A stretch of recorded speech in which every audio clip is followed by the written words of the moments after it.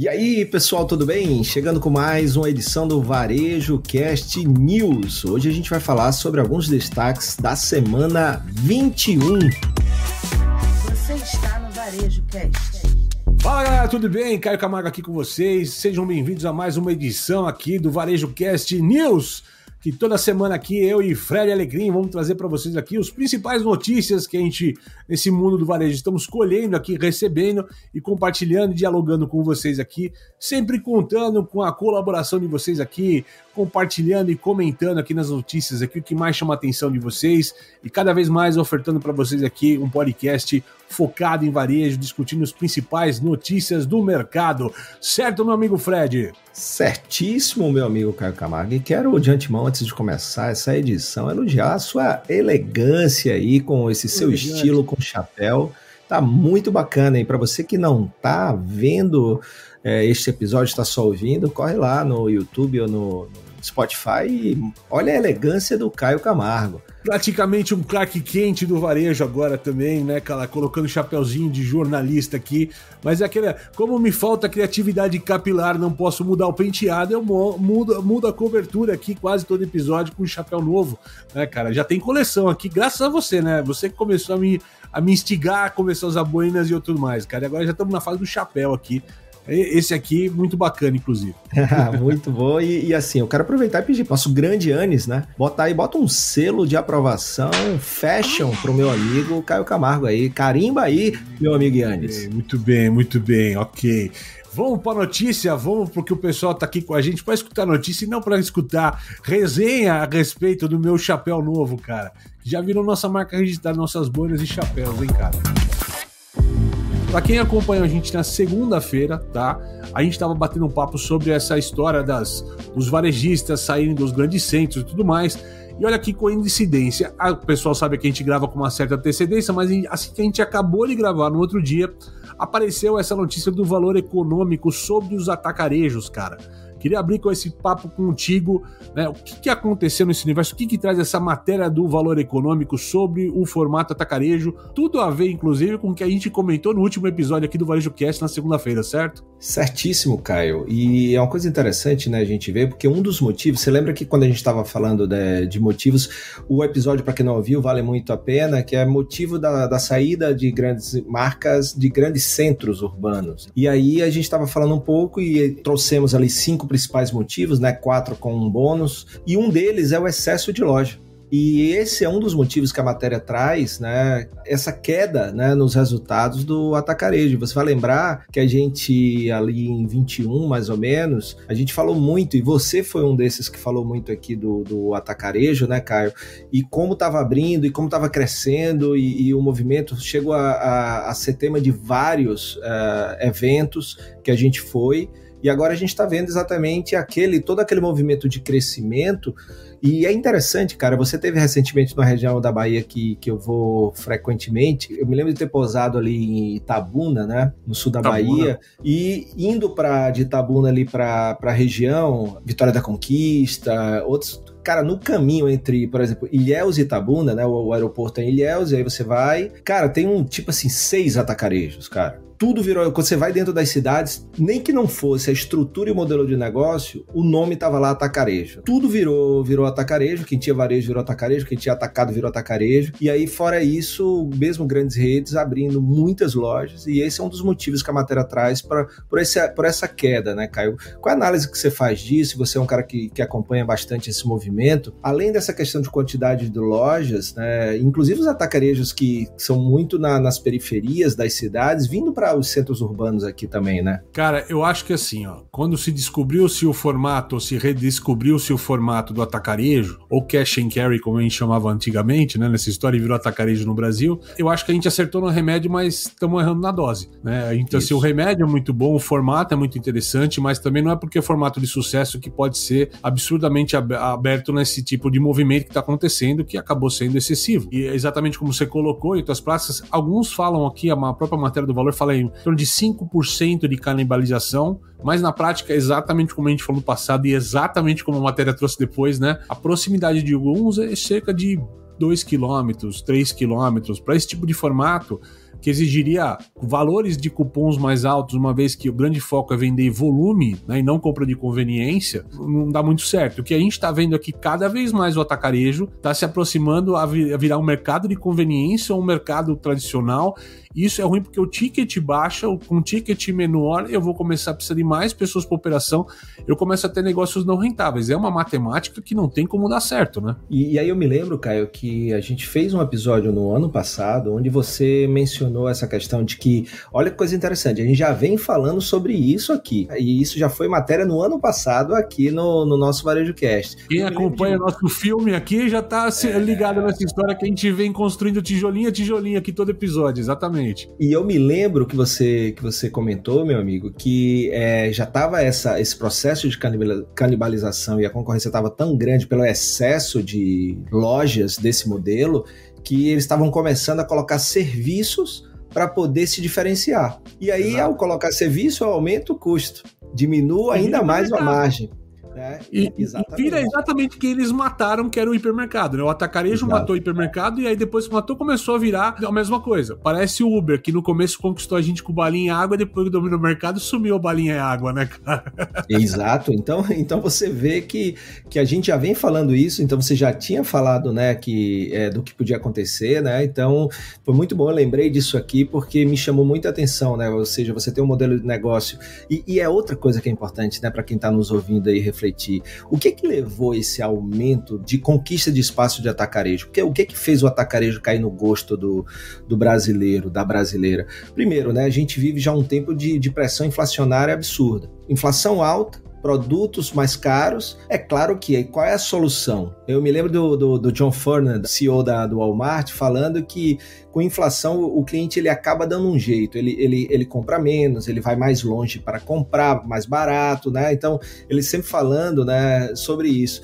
E aí eu me lembro, então assim, se eu compro aqui no supermercado, que é do meu bairro, e tá muito caro, aí eu pego um transporte ou eu pego o carro e eu me desloco 15, 20, 30 minutos e vou até um atacarejo, né? Porque lá eu vou encontrar um preço mais baixo. Compra do mês, né, cara? Ali eu faço a compra do mês. Essa era aquela que é uma coisa que o brasileiro perdeu ao longo do tempo pela estabilidade da moeda, mas a tal da compra do mês ainda era o atacarejo, né? Isso, exatamente. E aí, quando muito atacarejo, a gente falou sobre isso no episódio passado, inclusive comparando com farmácias e outras coisas, o que acontece? Eu tenho muito negócio disputando um mesmo espaço, né? Então tem essa canibalização que a matéria fala, mas a gente está começando a ver também uma tendência de queda na inflação, e aí queda nos preços que estão acontecendo, e aí a pessoa começa a olhar de volta para o mercado, o supermercado ali, que agora o preço já não justifica ele ir até o atacarejo. E aí eu tenho uma quantidade absurda de atacarejos, qual a consequência disso, né? Então também pensar, né, nessa vida cíclica do varejo, né, que tudo vem do hábito de consumo e de como está a vida do varejo. Isso me lembra muito do Doug Stephens, né, que tem um livro muito bacana que fala sobre a reinvenção do varejo, né? E aí ele fala sobre, não é o varejo que influencia a forma das pessoas viverem, né? A forma das pessoas viverem é que influencia o varejo. Por isso que eu gosto do conceito de customer centricity, né? O cliente no centro. Isso é muito importante, ou o ser humano no centro, né? Então eu olho para ali, vejo como está a vida dele, vejo como vai ficar e vou moldando o meu negócio de acordo com minha estratégia a partir daí. Mas me parece que muitas empresas, na verdade, veem o movimento das empresas e vão, mas não percebem de onde vem isso daí, né, Caio? Não, perfeito. E é por isso que quando perguntam para mim ou para você, para que mercado que a gente fala, depende, posso falar para todos, mas nosso foco é sempre consumidor, né? Então assim, porque o cara da farmácia é o cara do supermercado igual, então eu olho sempre o consumidor e a partir do consumidor como se desenvolve o varejo.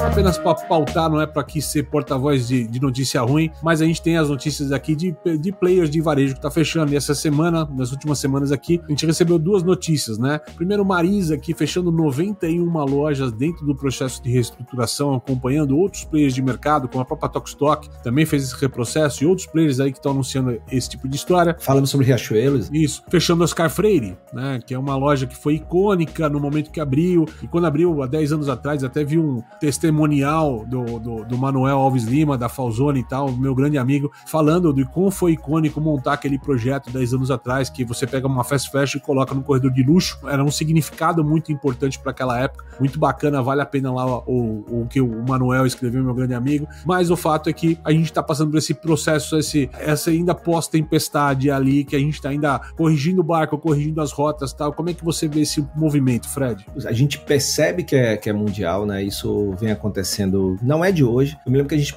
falou já na segunda-feira desde 1900 isso, e que o JP Morgan faz um levantamento desde 1995 lá nos Estados Unidos, e que desde 95 se fecha mais loja do que se abre. Aqui, eu acho que isso varia muito por estados. Eu me lembro de alguns levantamentos que eu fiz há alguns anos, e tem ano que a gente abre mais loja, tem ano que a gente fecha mais loja, ou seja, o balanço entre abertura e fechamento de lojas, mas eu acho que isso é muito mesmo um ajuste necessário, que sempre acontece. Então, a gente está vendo que um dos motivos, as marcas estão saindo de grandes centros, ou não só isso, fechando lojas, a Amazon fechando lojas de Whole Foods, a Amazon fechou todas, a Amazon 4 estrelas e Amazon Books, Macy's, várias marcas estão fechando, e não só, né, você mencionou muito bem no último episódio, Caio, não só aquelas que não estão indo bem de resultado, mas inclusive marcas que estão indo bem de resultado, fechando lojas, Walmart,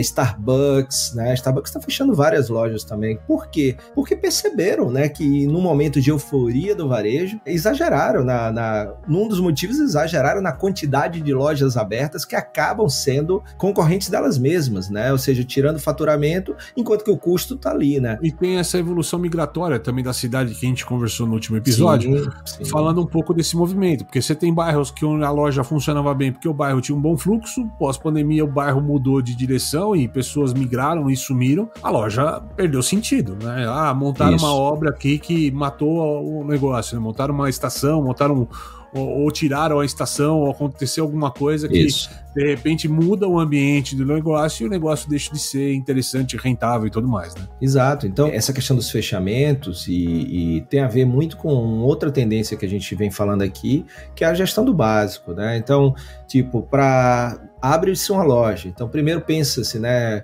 qual o investimento, qual é o resultado que aquela loja vai ter, qual é o impacto no negócio. Depois que a loja está aberta, vê se ela dá resultado. Se ela não dá resultado, não deu, erramos, fecha a loja e vamos em frente, porque tem que ficar de pé os investimentos que geram resultado, né? Então, aquilo que não está gerando resultado, você tem que ter desapego e fazer o ajuste das velas, né? Como você falou lá no último episódio. E mas nem só de notícia ruim tem, né? Tô caçando aqui, eu lembro que eu li essa semana, também trouxe pra cá, Renner, por exemplo, anunciando abrir 20 lojas ao longo do ano, né? Então, tem players que têm um ajuste para baixo, tem players que talvez vão aproveitar a oportunidade de ponto vago, espaço vago, e vão caminhar nesse crescimento. Muita franquia, por exemplo, em expansão, a gente está brevemente acontecendo uma ABF ali e tal, de franchise, muita marca nascendo no mercado, e por conta de nascer no mercado, vão tomar alguns espaços de marcas aí que já estavam em outros momentos e tudo mais. Então, faz parte do nosso negócio.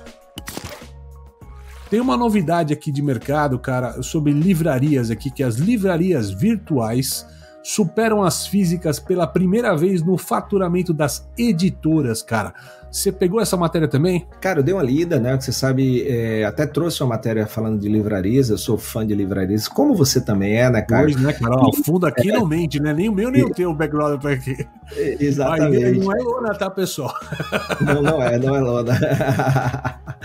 E aí o que acontece? Não sei se você lembra daquela matéria que eu trouxe aqui, a gente conversou muito sobre o número de livrarias físicas hoje estão igual a 2012 na Inglaterra, na Irlanda, ali no Reino Unido, e a quantidade de livrarias abrindo, e lá o que até a gente comparou com as lojas de brinquedo nos Estados Unidos, né, que a Camp deu aquela nova cara, um novo posicionamento do que é ser uma loja de brinquedo, e as livrarias lá fazendo a mesma coisa, se posicionando. Então, livrarias de nicho, como livrarias para geek, por exemplo, né, que tem toda uma especialidade em pessoas que gostam desse mundo dos jogos, dos games, leitor tipo você, né, meu amigo?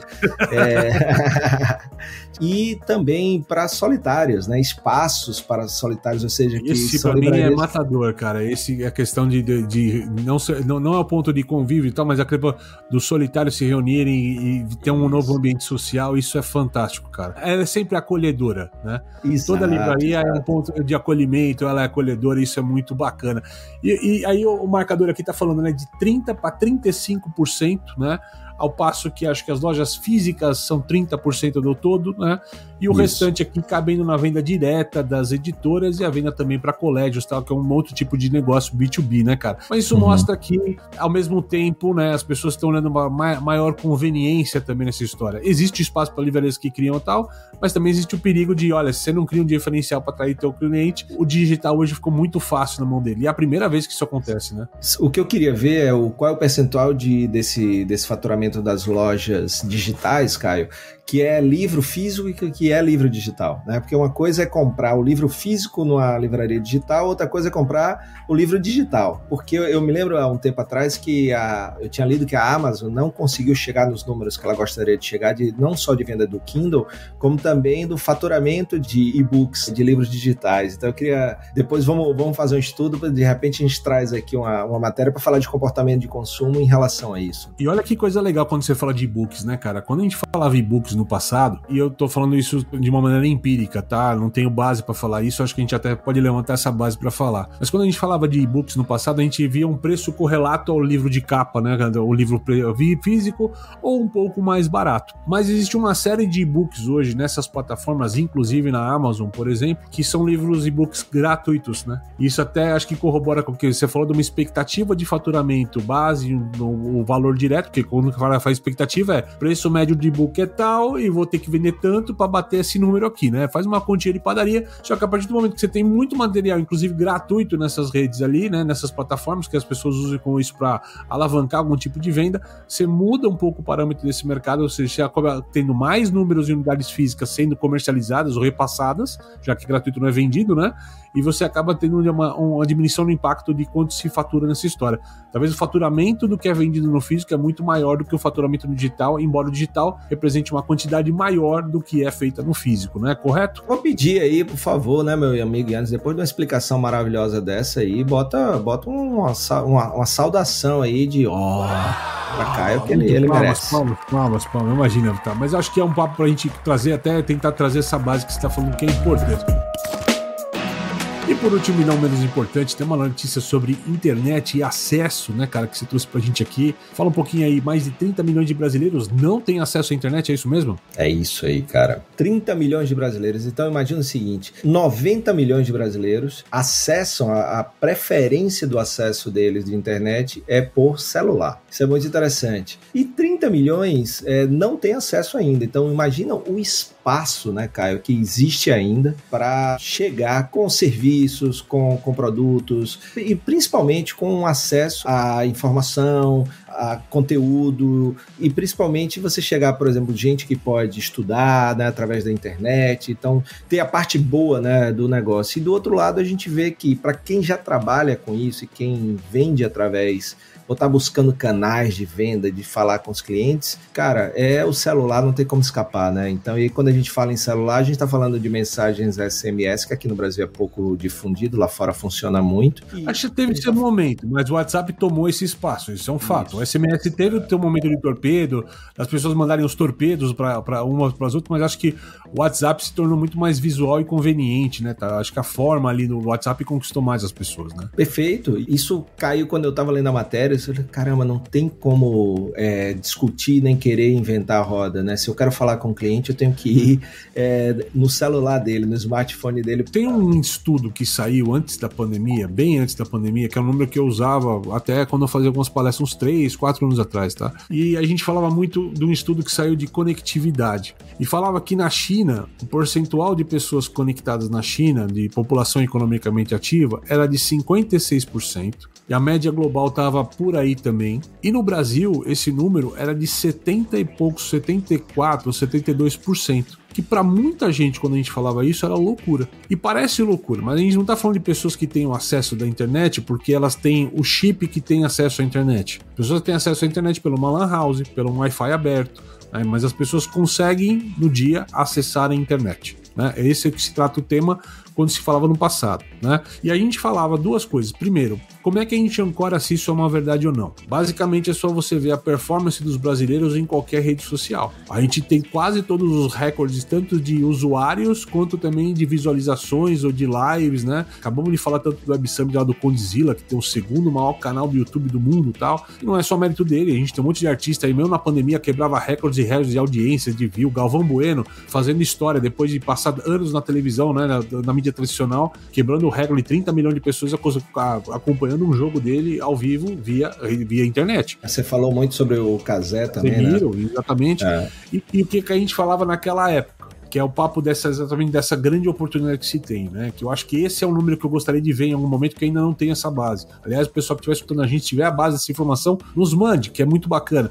Que é o que acontece. A gente tinha muita gente acessando a internet, mas sem meio de pagamento para consumir na internet. Eu acho que com o avanço das fintechs e a digitalização que a gente teve na pandemia, esse cenário mudou um pouco. A gente tem mais pessoas com capacidade de comprar que elas não tinham no passado. O próprio Pix resolveu boa parte dessa esteira ali que tinha, da pessoa entrar na internet, tinha um botão de compra, mas ela não podia usar o botão de compra, mesmo que fosse barato e factível para ela, porque ela não tinha um cartão de crédito, porque ela não era bancarizada. Eu acho que a gente mudou um pouco esse cenário e a gente tem uma esteira nova aqui. Mas, mesmo assim, isso mostra o tamanho da oportunidade, né, de 30% dos brasileiros ali que a gente conseguiria trazer ainda pro digital e puxa vida. Estamos falando aqui, como coloca o estudo, né? A maioria desse pessoal, 60 anos ou mais, que não acessa, não está na internet, não acessa, né?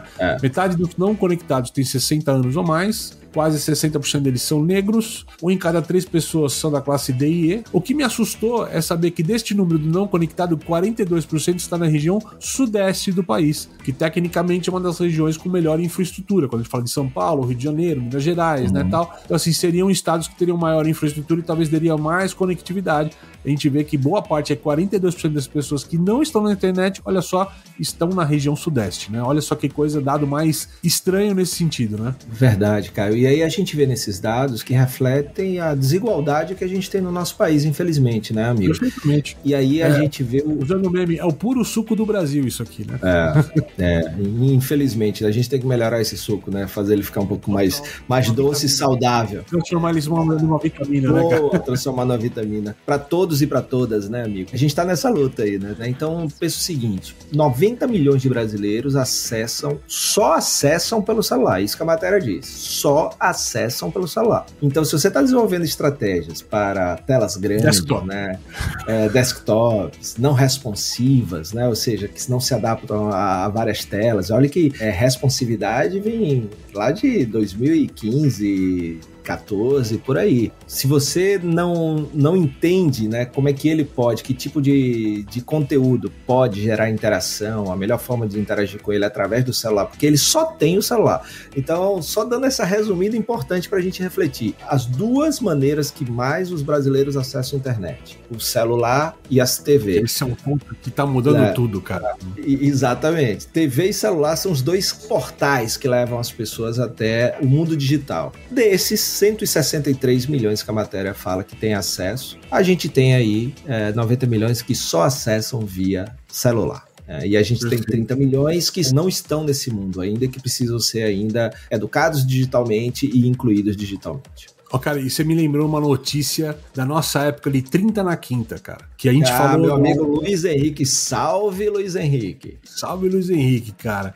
Que a gente falou de uma época do T-commerce, aqueles fenômenos que aparecem e sobem no mercado. T-commerce, né? Que era o comércio através da televisão, que era uma parceria que naquela época a Casas Bahia fez com a Rede Globo de televisão, não sei se você vai lembrar, que em alguns momentos, acho que naquele do sábado de manhã lá da casa, lá eu esqueci o nome do programa, porque eu sou ruim de TV aberta. É de casa. O É de Casa, e acho que do BBB tinha alguma coisa que naquele momento que passasse o programa, a pessoa pelo controle remoto conseguiria fazer a compra de algum produto específico e tal, que era um princípio de alguma coisa que poderia acontecer e que nunca mais aconteceu. Foi nesse período também que tinha aquele lance que em algumas novelas você também poderia comprar um móvel que estava naquele cenário. Tem tudo a ver com o e-commerce e tal. Pronto, que é exatamente essa nuance ali, que foi exatamente nesse momento, né? E eu percebo um fenômeno, e eu vou usar aqui de forma maneira empírica, aqui o que acontece na minha casa, que eu acho muito legal quando a gente fala de telas e o que tá mudando, tá mesclando. Por exemplo, no começo do YouTube, muita gente usava o computador para acessar o YouTube. E a gente era uma lá que, clica no selinho, ativa aqui com a inscrição no canal, que é o que todos os YouTubers falam, né? Nesses canais infantis ou não, tal. Se inscreva no canal. E não sei se você percebeu, cara, mas todos eles têm passado por um perrengue ali, até o Condzilla mostrou esse número do YouTube, como vem caindo, uma inscrição, tá uma visualização nem tanto. E eu percebo que quando a gente assiste alguma coisa aqui na televisão em casa, no YouTube, a gente não dá like, a gente não se inscreve no canal. Porque quando você assiste o negócio, você simplesmente assiste. E o cara, e o próprio YouTuber, né, o cara que cria a mídia, não sacou dessa história. Gente, eu preciso de like, dá o like. Mas, cara, você tá controlando a televisão na sala da tua casa, você não vai dar like nenhum, cara. Você não tem um mouse na tua mão o tempo todo, como quando você tá usando um computador, ou quando você tá no celular, que é um clique. Então, essa transmídia de como você migra ao conteúdo, a informação é muito importante, que eu acho que a televisão naquele momento do tal do T-commerce, vamos usar o termo que eles usaram lá, T-commerce, né, cara, não é e-commerce, não conseguiram fazer aquele negócio de sucesso, mas pode ser que em algum momento a gente assista muito fácil. E tu vai lembrar que em 2015, quando a gente fazia o Varejo Show na rua, tá, rodando o Brasil, eu, você, Kepler e tal, diversas palestras que eu fazia, eu falei, em algum momento a gente vai estar na sala de casa e vai passar uma pessoa usando uma roupa, um brinco, e alguém com controle remoto, você está assistindo esse quarto no momento, e a impressora 3D vai criar aquele produto. É o mundo do Jetsons, cara, que a gente está cada vez mais perto lá do desenho. Para quem não conhece os mais novos aqui, desenho dos anos 60, da Hanna-Barbera, tal, que mostra a visão do futuro. Eu acho que a gente está cada vez mais perto desse tipo de coisa acontecer, e eu acho que isso em algum momento vai chegar também, viu? Não, perfeito, concordo demais. Mas o legal é a gente ver, né, mais uma vez, quando a gente fala de tendência, tem coisas que vêm, são testadas, não geram resultado, então são deixadas de lado. Não quer dizer que vão desaparecer. É aquele lance até que a gente fala, time versus criatividade, né? Ou seja, o time é mais importante. Às vezes, né, você lembra, por exemplo, do Amélia, né? Acho que foi do Pão de Açúcar, né? Lá atrás. Pão de Açúcar. Né, que foi o primeiro e-commerce de supermercado. Bicho, quando era aquilo? A internet era mato no Brasil, né? E os caras abriram uma iniciativa super pioneira, só que não funcionou na época. Por quê? Porque não era boa? Não, porque não tinha o hábito, os consumidores ainda não tinha a infra necessária, né? Mas tava lembrando, exatamente, é o time, né? Em 2010 eu lembro de uma unidade modelo do Pão de Açúcar, já que você falou da Amélia, que ficava no Shopping Guatemi, que era um shopping de luxo, cara, com os totens, que você pegava o produto e quando você escaneava, sei lá, o vinho, ele falava qual receita, você puxava com o vinho, coisas que hoje ficaram mais fáceis no aplicativo. Aquela época a tecnologia empregada era muito cara para fazer rodar tudo aquilo, e hoje você tem as coisas muito mais simplificadas, que, você pega um aplicativo de vinho, você escaneia lá no QR Code e você consegue puxar informações, combinações e tudo mais, de um jeito muito mais acessível a todos aí, muito menos sofisticado. É o timing da tecnologia, né, cara? E olha que interessante, viu, cara? Eu dei uma pesquisada aqui, cara, e em 2001 tem uma matéria dizendo assim, Pão de Açúcar desiste da marca Amélia, né? Então o processo de integração, 2001, amigo, o processo de integração das operações online com as de tijolo, né? Olha, é interessante até que teve início no ano passado, culminou com o fim dos esforços do Grupo Pão de Açúcar na marca Amélia, que agora vira um anfitrião dos clientes online nos sites pãodeaçucar.com.br para a venda de alimentos. Então, veja aí, uma iniciativa de 2000, né, que durou um ano e foi encerrada em 2001. E alguém naquela época pode ter falado, esse papo de digital para supermercado nunca vai funcionar. Exatamente. Nós estamos em 2023 e a gente está vendo os aplicativos estourando para dar um contelado, pedindo alimentação, comida, o que você quiser hoje. Então, assim, é o timing, gente. Às vezes é 15, 20 anos. Quando a gente fala de metaverso, não morreu. Quando a gente fala de algumas coisas ser um timing certo, é isso, tá? É isso que a gente fala. Tá rendendo essa pauta aqui. Espero que você esteja gostando. Quer que a gente seja mais extensivo, quer que a gente seja um pouco mais objetivo, tem que comentar, tem que ir lá falar com a gente. E como é que você fala com a gente? Ou nas redes sociais aqui, principalmente no LinkedIn, que é onde a gente tá bombado. Nosso grupo no LinkedIn, pessoal, tá com quase 50 mil pessoas. A gente espera você lá, tá? Quase 50 mil pessoas que acompanham a gente no grupo do LinkedIn, do Varejo Cast. E aí é legal que você pode colocar notícia sua, pode falar também e tal. E tem esse QR Code fantástico no cantinho da tela para quem tá vendo a gente aqui. aqui, certo, Fred? Que leva esse cara pra onde? Quem escaneia esse QR Code hoje? Quem escaneia o QR Code ou clica no link no descritivo deste episódio, vai direto para nossa lista no WhatsApp. E lá a gente concentra, né? A gente vai mandando os nossos episódios, toda vez que sai, a gente manda o link para você clicar, não precisar ir lá no tocador ou no player de podcast. Player favorito. A gente já coloca lá. Como também a gente tem colocado, principalmente dos episódios de segunda-feira, que tem a ver mais com o conteúdo que a gente mergulha, também alguns materiais bônus, né? E também algumas matérias que a gente acha interessante. Então você tem ali um conteúdo muito legal com curadoria minha e do Caio para você que está no nosso grupo. Então vai lá, clica, vai para lá e você é muito bem-vindo, muito bem-vinda. Muito bem.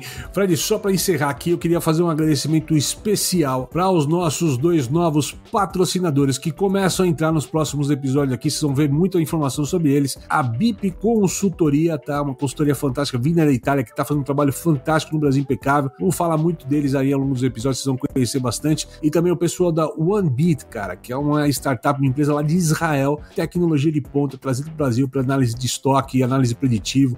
Muito bacana. Em breve, vamos falar deles aqui nos episódios, mas ó, BIP Consultoria e OneBit já, muito obrigado pela força aqui no VarejoCast, nossos novos patrocinadores aqui, cara. E é bacana, porque são os 2 novos e também primeiros patrocinadores, então eu quero agradecer demais a BIP e quero agradecer ao OneBit, porque foram os primeiros a acreditarem nesse canal aqui como meio, né, para se conectar aí com as pessoas que fazem sentido para essas marcas e nos ajudar, inclusive com o patrocínio, a chegar a mais gente com a nossa mensagem, ajudar a fortalecer o varejo, né? Então, valeu, forte abraço para a turma da BIP OneBit, e você que está nos ouvindo vai ouvir falar um pouquinho também dessas marcas, o que elas podem fazer aqui pelo varejo, e em breve, nos próximos episódios, né? Se liga aí. Toda segunda e quinta-feira tem encontro marcado com a gente, tem VarejoCast. Segunda-feira sempre a gente falando de um grande tema, quinta-feira sempre tendo notícias. A gente se vê no próximo episódio do VarejoCast e até mais. Você assistiu VarejoCast.